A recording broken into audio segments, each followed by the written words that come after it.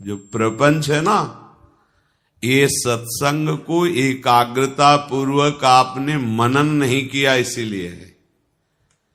कोई महत्व नहीं इस सृष्टि का, ये हमारे प्रभु का खेल है, यहां कुछ सत्य नहीं है। सच्चित आनंद घन मूर्तिमान परब्रह्म परमात्म तत्व अपने आप से अपने आप में खेल रहा है। यही जानने के लिए तुम्हें प्रियालाल ने सत्संग दिया है। ना तू है ना मैं है, एकमात्र ब्रह्म ही ब्रह्म है। परमात्मा कहो, भगवान कहो, ईश्वर कहो, प्यारे कहो, दुलारे कहो, महात्मा कहो, दुरात्मा कहो, ऊंचा नीचा बड़ा छोटा, एकमात्र परमात्म तत्व है। मनन करो इस विषय का। अणो अणियान महतो महियान, वो अपने आप से खेल रहा है। छोटे से सबसे छोटा वो, महान से सबसे बड़ा महान वो। यदि हम भगवद आज्ञा का अक्षरशः चिंतन करते हुए पालन करें तो ये माया हमें स्पर्श नहीं कर सकती। दो विभाग हैं, एक है मम माया, एक है ममैवांशो। दोनों के बीच में रेखा खिंची हुई है सच्चिदानंद प्रभु की। दोनों का संचालन प्रभु से ही हो रहा है, दोनों प्रभु के ही अंश हैं और दोनों के बीच में एक खेल रखा गया है। माया विपक्ष में है और ममैवांशों के पक्ष में भगवान की भक्ति है। जो माया के पक्ष में है उनके हृदय में नाना प्रकार के प्रपंच भावों का सृजन करके अधीन रखती है। जो भक्ति के पक्ष में है वो नाना प्रकार के सद्भावों का सृजन करके असद्भावों का नाश करके एक ही भाव को प्राप्त करा देती है। चाहे वो दास्य भाव, सख्य भाव, वात्सल्य भाव, किसी एक भाव में दृढ़ कर देती है भक्ति। इसलिए प्रत्येक उपासक को सावधानी से निरंतर भगवत चिंतन करते हुए, भगवद वाणी का चिंतन करते हुए अपने समय को व्यतीत करना है। माया का कोई रूप नहीं है कि देखो भाई माया आ गई, वो तुम्हारी बुद्धि में ही बैठी हुई है, तुम्हारे मन में ही उसका प्रभाव है, तुम्हारे अहम स्वीकृति में ही उसका राज्य है। बाहर से भीतर से दोनों जगह उसका प्रभाव है। अगर तुम्हें कोई माया के प्रभाव से बचा सकता है तो मायापति श्री कृष्ण, इनके चरणों का आश्रय लेकर इनके स्मरण में अंतर ना पन्ने पावे। अंतर ही माया है। ध्यान से सुनिए, अंतर ही माया है। माया का स्वरूप क्या है? भगवत विस्मरण करा देना। भक्ति का स्वरूप क्या है? भगवत स्मृति में तन्मय कर देना। माया कैसे प्रभावित करती है? मैं और तू व्यक्ति, पदार्थ, वस्तु, स्थान, घटना से आकर्षित करके। भक्ति कैसे प्रभावित करती है? माया के इस प्रपंच में एकमात्र सच्चिदानंद का विधान मान करके आनंदित होते हुए अब जो होगा महामंगल होगा, मृत्यु भी महामहोत्सव होगी। जय श्री राधे। आगे बढ़ता है वो, पीछे नहीं झुकता। हर प्रपंच के विधान को रौंदता हुआ आगे उपासक बढ़ता है। माया और भक्ति के अंतर को समझिए। माया किसी रूप विशेष का नाम नहीं है, किसी व्यक्ति विशेष का नाम नहीं। जैसे वायु सर्वत्र प्रसार करके प्राणों का पोषण कर रही है, ऐसे सर्वत्र अपने अधीन करके माया हर चराचर को अपने हिसाब से चला रही है, तीन गुणों के प्रभाव से। कोई बिरला ही भाग्यवान श्री हरि की कृपा से, सत्संग के प्रभाव से इस माया को त्याग करके सच्चिदानंद प्रभु को स्वीकार कर पाता है। नहीं तो जो ही तुम इस मार्ग में कदम रखोगे वो आपके सामने जाल फेंक देगी, क्योंकि ये प्रभु की पावर से, प्रभु की शक्ति से शक्तिमान है। साधारण नहीं, किसी देवी देवता की माया नहीं, ये स्वयं श्री हरि की प्रचंड माया है। दैवी हेषा गुणमयी मम माया दुरत्तया। वो विशेष प्रकार से आपकी बुद्धि में पहले व्यक्ति, वस्तु, स्थान, इसको सत्य साबित कराएगी, फिर गुण दोष की रचना को सत्य साबित कराएगी। ये गुणी, ये दोषी। भूल गए कि तुम निकले किसके लिए थे? सच्चिदानंद भगवान का साक्षात्कार करने के लिए, जो संपूर्ण त्रिगुणात्मिका प्रकृति की रचना को बाधित करके एकमात्र भगवत स्मृति में, ये बहुत कठिन विषय है। एकमात्र भगवत स्मृति, बड़े बड़ों से चूक हो जाती है। हम प्रभु का आश्रय लेकर के निरंतर भजन परायण रहे तो हमारी सदगति में अंतर नहीं पड़ेगा। इसीलिए भगवान आगे के श्लोक में संबोधन कर रहे हैं, यम यम वापि स्मरन् भावम् त्यजत्यन्ते कलेवरम् तम तमेवैति कौन्तेय सदा तद्भाव भावितः। हे कुंती नंदन, ये मनुष्य शरीर प्राप्त करके जो जो क्रियाएं करता है, चिंतन करता है, वो उसके संस्कार पुष्ट होते जाते हैं और अंत काल में पूरे जीवन का जोड़ लगा करके इसकी कितनी पाप प्रवृत्ति रही, कितनी पुण्य प्रवृत्ति रही, उसी के हिसाब से अंतिम चिंतन उसके सामने पेश किया जाता है और वो उसी चिंतन में तदाकार होकर अगली योनि को प्राप्त होता है। अगर कहीं भगवत भजन हुआ है तो ये ना पुण्य है और न पाप है। ये त्रिगुणातीत सच्चिदानंद अविनाशी भगवान का नाम है। अब हिसाब में गड़बड़ी हो जाएगी। जो न्यायाधीश हैं ना वो पुण्य फल की तरफ देख पाएंगे ना पाप फल की तरफ। उनकी दृष्टि भगवान सर्वलोक महेश्वर उनके नाम की तरफ होगी कि इसने नाम जप किया है, ये बचा लेगा आपको। थोड़ा भी नाम जप हुआ है तो अंतिम समय जो चित्र आने वाला आपका है, जो आपकी फोटो खींचने वाली है अगले जन्म की, उसमें भारी पड़ जाएगा नाम, आपको बचा लेगा। अगर उस समय भगवत स्मृति आ गई तो कहना क्या है। अगर नहीं भी आई और कोई संसारिक चित्र आ गया, भजन बहुत कम किया है, दुर्गुण दुराचार बहुत अधिक हुए हैं, तो अगली योनि मिलेगी पर वो महामंगलमयी होगी। जैसे हिरण की योनि मिली पर वो गंडकी नदी में अपने शरीर को खड़ा करके भजन कर रहे, चूक हो गई, प्रभु का विस्मरण हो गया, अब नहीं होने देंगे।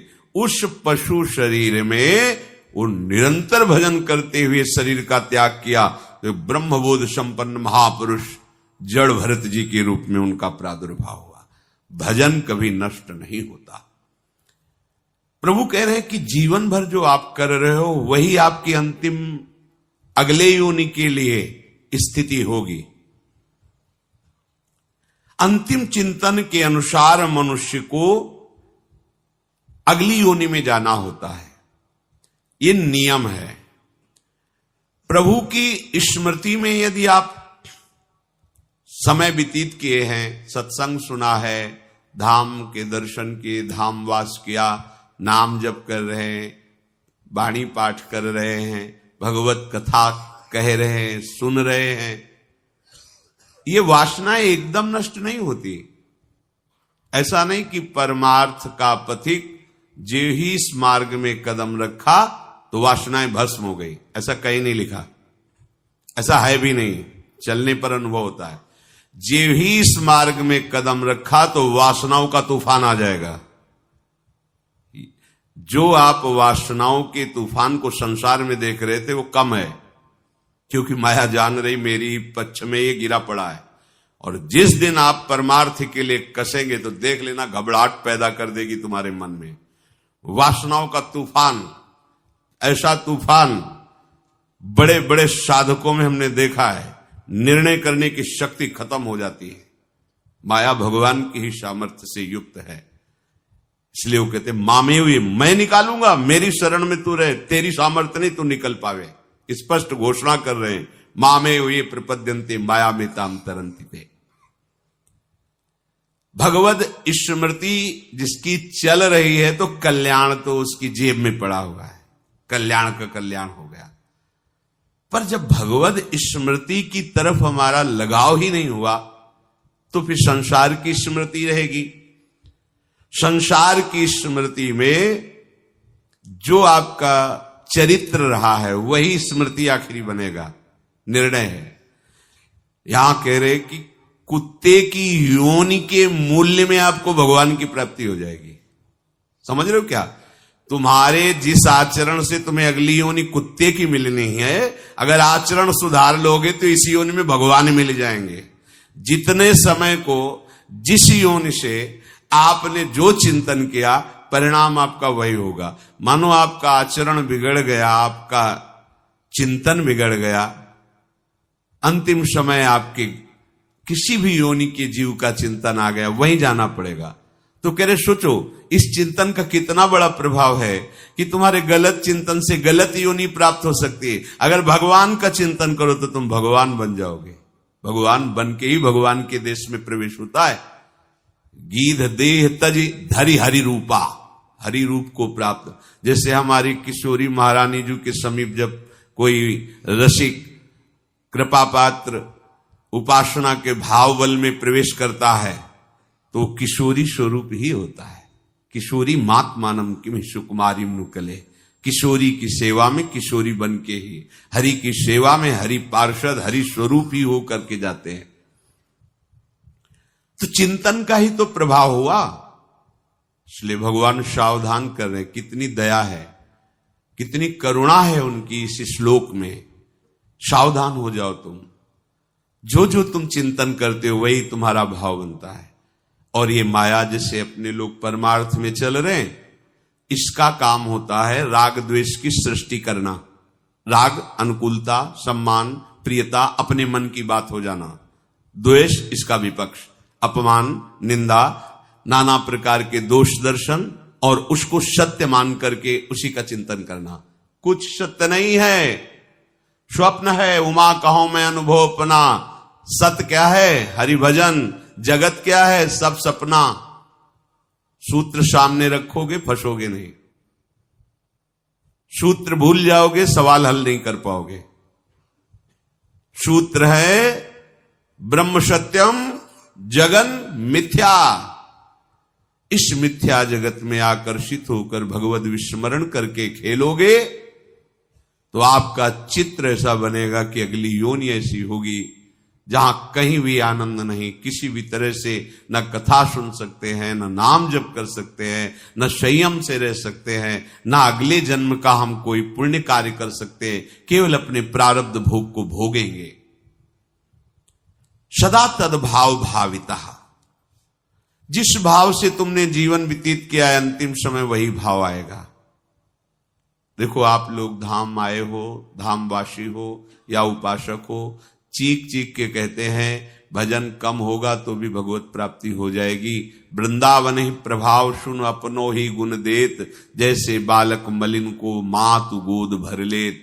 पर कई बार कहा है वैष्णव धाम है, पर दोष दर्शन, पर दोष चिंतन, पर चर्चा। संभालो संभालो, ये जगत की रचना ही गुण दोष युक्त है। शुद्ध सोने का कोई आभूषण नहीं बन सकता, उसमें मिलावट करनी पड़ती है आभूषण बनाने के लिए। शुद्ध ब्रह्म ने मलिन माया की मिलावट लेकर एक खेल अपने आप में रच दिया है, और वो माया की मिलावट है गुण और दोष। सुनो तात, ये मायाकृत गुण और दोष, गुण भी मायाकृत है और दोष भी मायाकृत है। जैसे दूध और पानी मिला के रख दे तो हंस दूध पान करता है, पानी को छोड़ देता है। ये सामर्थ्य केवल हंस में ही है। ऐसे ही परमहंस भगवत प्रेमी शरणागत महात्मा जन गुण चेतन जितना ये आप देख रहे हो ये सब मायाकृत है। जड़ चेतन गुण दोषमय विश्व की न करतार, संत हंस गुण गाए पे परिहरिवार विकार। साधु वही है जो सब में भगवत भाव करे या सद्गुणों का दर्शन करे। आहा, ये कितनी बार राधा नाम जपता है। प्रणाम है इसके चरणों को। देखो, जो हरिवंश को नाम सुनावे तन मन प्राणता सुबलिया। अगर 99 सद्गुण हैं तो हम एक दुर्गुण की संभावना करके उसका तिरस्कार करने के लिए उद्यत हो जाते हैं। हमें क्या चाहिए? सब में श्री भगवान सत्य हैं ये देखना है। अगर ये नहीं देख पाए तो पहले उसमें हमें सद्गुण देखना है। संत हंस गुण गाए पे परिहरि वार विकार। हमें विकारों का दर्शन नहीं करना, गुणों का दर्शन। ओहो, भगवत मार्ग में आए हो, धन्य है तुम्हारा जीवन। नाम जप करते हो, धामवासी हो, प्रणाम है तुम्हें। इसका परिणाम क्या होगा? आपके ऊपर श्री हरि प्रसन्न हो जाएंगे। उनकी प्रसन्नता आपका मंगल स्वरूप हो जाएगा। आप दोष दर्शन किए तो आप पे भागवतिक विधान लागू हो जाएगा। कसौटी में कसिए, आप दिखाइए कि आप निर्दोष हैं, भैया फेल हो जाओगे। जब हमारी भागवतिक शक्तियां आपकी परीक्षा लेंगी तो आपकी सामर्थ्य नहीं कि सही का निशान लग जाए। पक्का छुट चेतन जो अचेत त्यो मुनि भय विश्वासित। हम दूसरे को क्षमा नहीं करेंगे तो हम क्षमा मांगने के अधिकारी नहीं हैं। हम दूसरे के दोष दर्शन करेंगे तो हम गुणों के प्राप्त करने के अधिकारी नहीं हैं। ये भागवतिक मार्ग है। हां, 4 साथी मिलकर यात्रा करते हैं, एक साथी फिसल रहा है तो 3 उसे संभालते हैं, तो हरि तुम तीनों को संभाल लेंगे। वो देख रहे हैं। तदभाव भाविता। आप भगवत भाव से भावित होने के लिए उपासना मार्ग में आए हैं। तेरे भावे जो करे भलो बुरो संसार, नारायण तू बैठ के अपनो भवन बुहार। जब हम बाहर दर्शन करते हैं तो हम अपनी छानबीन नहीं कर पाते, बहिर्मुख वृत्ति। जब अंतर छानबीन करते हैं तो बाहर हमें कोई परेशान नहीं कर सकता। हमें जैसे कोई कटु वचन कहता है, हम आंतरिक वृत्ति वाले हैं, तो हम क्रिया पे नहीं टिकेंगे, उसी समय कारण पे जाएंगे। 2 बात। इस जो व्यक्ति ने हमें कटु वचन बोला, अपमानित किया, जो हमारे ऊपर दोषारोपण किया, क्या हमारे अंदर दोष है? हां है। बड़ी कृपा है, प्रणाम है उस व्यक्ति को जिसने हमारी दोष वृत्ति को हमारे सामने रखकर दिखाया। और हे नाथ, आज से हम और प्रयास करेंगे कि आपके मार्ग में गलती ना हो। आप हमें बल प्रदान कीजिए। नाराज होने की जरूरत नहीं। अगर वो दोष हम में नहीं तो सफाई पेश करने की जरूरत नहीं। मुस्कुराओ।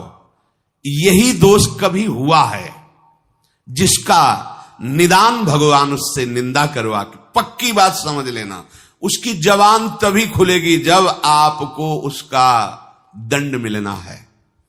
अगर कोई कह रहा है कि तुम्हारे को कटुवचन, तिरस्कार, अपमान और तुम इस समय निर्दोष हो उस विषय में, तो निश्चित तुमने वो दोष कभी किया है जिसका दंड तुम्हें अब मिल रहा है। तो हमें प्रसन्न होना है। हमारे किसी अपराध का मार्जन किया जा रहा है। हमारा भाव नहीं बिगड़ना चाहिए। ये भाव हमारा अंतिम फोटो होगा। एक बात पूरे जीवन में ध्यान रखना है, हमें सदैव अपने भाव को पुष्ट करना है। सामने जो कुछ हो रहा है वो नाटकाचार्य श्री हरि का नाटक है। जगन नाटक वैभवा एक ही है, दूसरा नहीं। जिसकी तुम शरण में हुए हो, जिसे तुम प्राप्त करना चाहते हो, वही तुम्हारे सामने नाटक रच रहा है। तुम्हें उस नाटक में सम्मिलित नहीं होना। अगर तुम्हें देखने में अच्छा लग रहा है तो देख लो और प्रणाम कर लो, बुरा लग रहा है आंख मोड़ लो और श्री हरि के चिंतन में डूब जाओ। ये माया का नाटक हरि का रचा हुआ है। अवतार लेकर के भी उन्होंने जो कुछ थोड़ा बारा सुधार किया फिर छोड़ दिया, क्योंकि उन्हीं का खेला हुआ है। वो एक संकल्प में अपने आप को इतना विस्तार कर लिए तो उनको एक संकल्प में, एक सेकंड में पूरे ब्रह्मांड को भगवदाकार करने में देर लगी क्या? परीक्षित, ये वो श्री कृष्ण है जो ब्रह्मा शनकादि का शासन करते हैं। इनके एक संकल्प से त्रिभुवन का कल्याण एक क्षण में हो जाएगा। इनका नाटक तुम पसंद करते हो, इसीलिए तुम्हें वो दिखा रहे। तुम पसंद ना करो तो तुम्हें दिव्य लीला के दर्शन का अधिकार मिल जाएगा। ना पसंद करना, दिव्य लीला में प्रवेश पाना। चल रहे हैं दिव्य लीला के पथिक होकर के, पसंद करते इधर। यही भगवती माया का प्रभाव। श्री भगवान कह रहे सदा तद भाव भाविता। जिस भाव से तुम जीवन भर रहोगे, अंत में वही भाव आएगा। आप दोष गुण इसी के चिंतन में रहोगे तो वही झांकी आ जाएगी कोई न कोई, और उसी के अनुसार फिर आपकी गति होगी।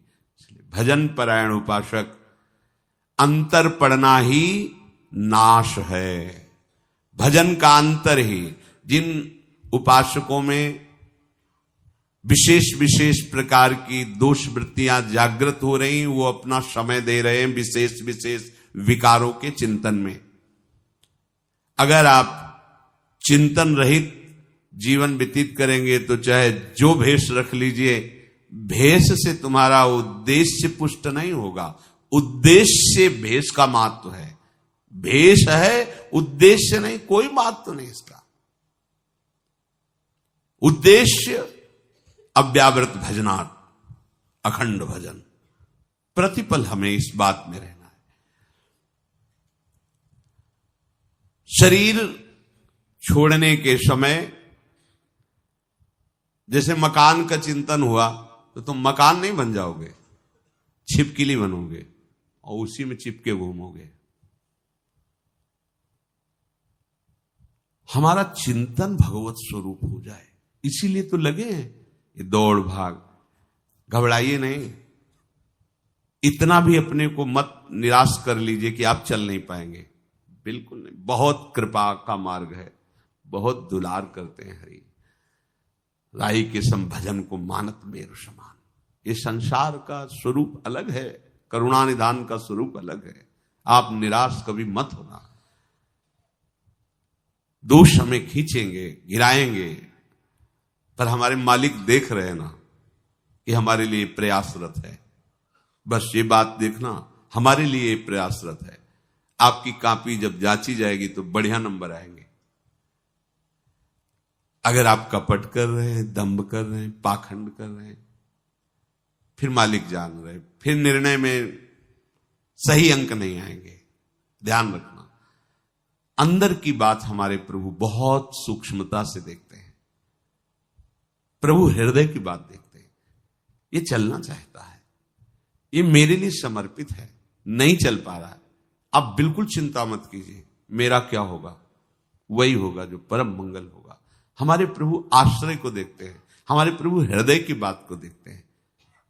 करत सुरत सयबार है कि उस जीव के प्रति प्रभु बहुत कृपालु होते हैं जो थोड़ा सा भी प्रयास भजन के लिए शुरू किया है। बाहर वाले लोगों की बात मत मानो, हम आपको हृदय की बात कहते हैं। थोड़ा सा भी भजन के लिए आपका जो एक कदम बढ़ा है ना, प्रभु इतने को ही बहुत मान लेते, बहुत मान। अगर वो ऐसा ना माने तो किसी की सदगति ना होने दे माया। आप समझ लीजिए, थोड़ा सा जहां हम चले प्रभु की तरफ, तो जैसे अत्यंत मोही पिता, वो लड़खड़ा के बालक ऐसे करके चला, वो दौड़ पड़ा, क्योंकि छोटा बालक पता नहीं चल पाए कि ना चल पाए, कहीं गिर ना जाए, वो दौड़ पड़ता है। ऐसे ही तुम अपने प्रति विश्वास रखो।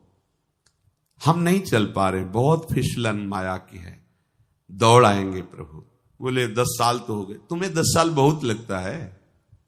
अभी 10 साल के 10 जन्म व्यतीत हो गए महात्माओं के साधन करते हुए। और आप अगर 10 साल में 10 मिनट भी भजन करने लगे हो ना, तो माया पर बहुत बड़ी तुमने विजय प्राप्त कर ली। 10 मिनट, ये सब कोई इसका महत्व नहीं जानेगा। तुम 10 बार राधा राधा कहते हो ना, और पूरे दिन भर प्रपंच में लगे रहते हो।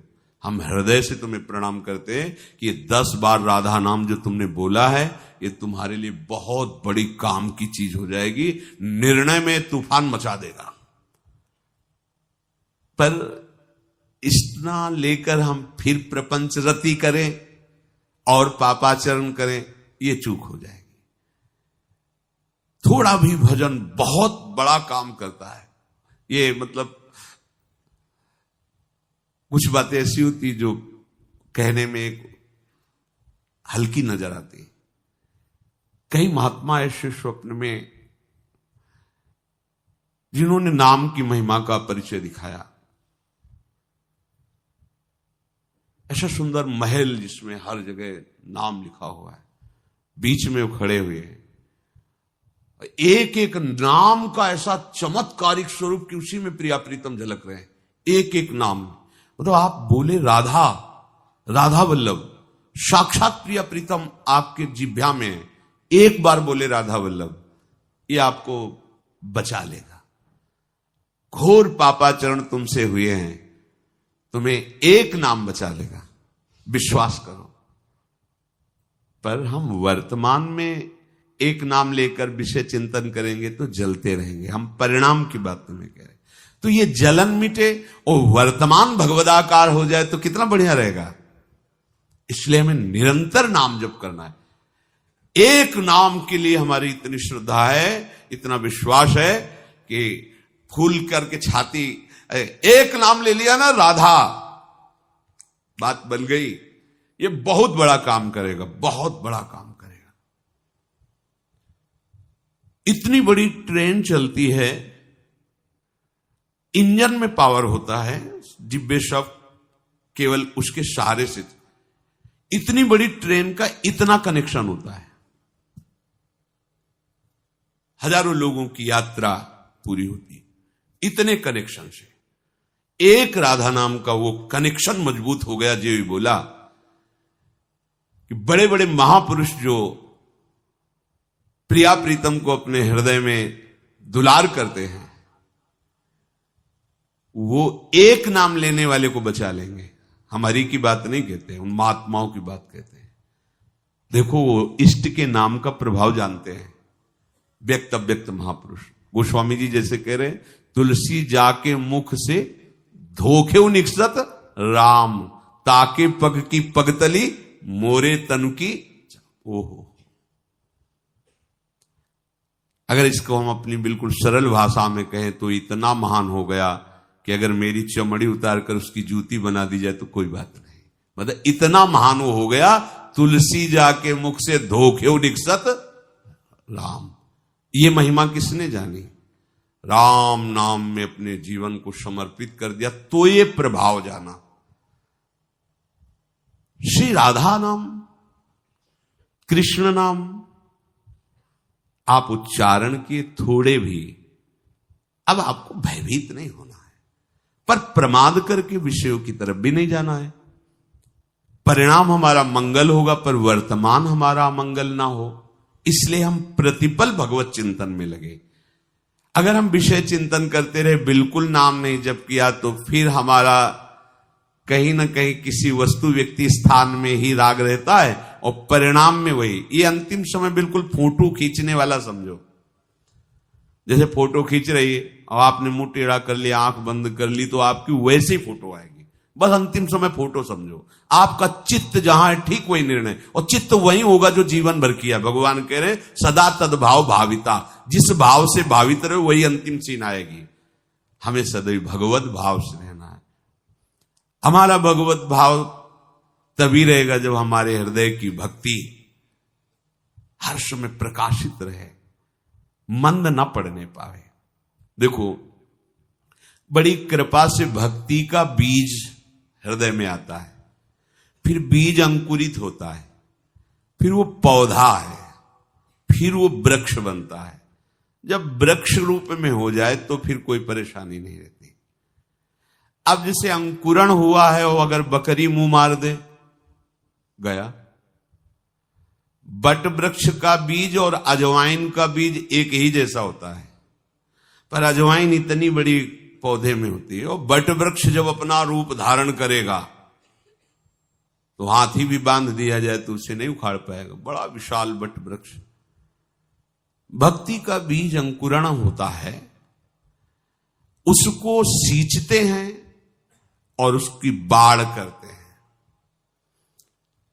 भक्ति की अगर बाढ़ के द्वारा रक्षा न की गई तो माया बकरी चुन जाएगी, आहार कर। और बकरी का चरा हुआ पौधा मुश्किल ही किनगा देता है, दोबारा अंकुरित होने में बहुत।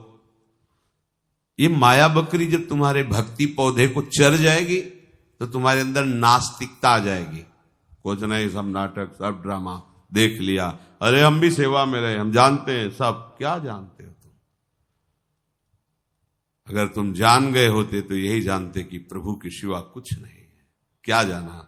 अपने बुद्धि के विषय को, प्रपंच को जाना, और क्या जाना तुमने? बकरी चरेगी तो पौधा में अंकुरण होने की शक्ति क्षीण हो जाएगी।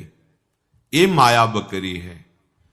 गुरु कृपा से, हरि कृपा से तुम्हारे हृदय में अंकुरण पहुंचा है, बीज का हो गया है अंकुरण। अब कोमल कोमल पत्ते निकल रहे हैं ज्ञान वैराग्य के, भक्ति में। और माया बकरी अपने बच्चों के साथ आ रही मिमियाती हुई, काम क्रोध लोभ मोह मद मत्सर, ये चुनने के लिए आ रहे हैं उस पौधे को, यही आहार है उनका। आपकी बाढ़ मजबूत होनी चाहिए। सत्संग, साधु संग, भक्ति कर दीप प्रेम करी बाती, साधु संगति करी अनुदिन राती। रात दिन साधु संग में रहो। साधु संग किसी शरीर, किसी वेश को नहीं कहते। साधु संग भगवद उपदेश को कहते हैं। जो महापुरुष जन भगवत चिंतन में तन्मय, उनकी वाणी के अनुसार चल रहे हो, रात दिन साधु संग कर रहे हो। हेलो दोस्तों, आप सभी को वीडियो देखने में कैसा लगा, कहाँ से देख रहे हो, कमेंट करके बताएं। ऐसा वीडियो देखने के लिए चैनल को सब्सक्राइब करें। हमेशा ऐसा वीडियो इस चैनल पे अपलोड होता ही रहता है। आप लोग चैनल को फॉलो करें और दोस्तों के साथ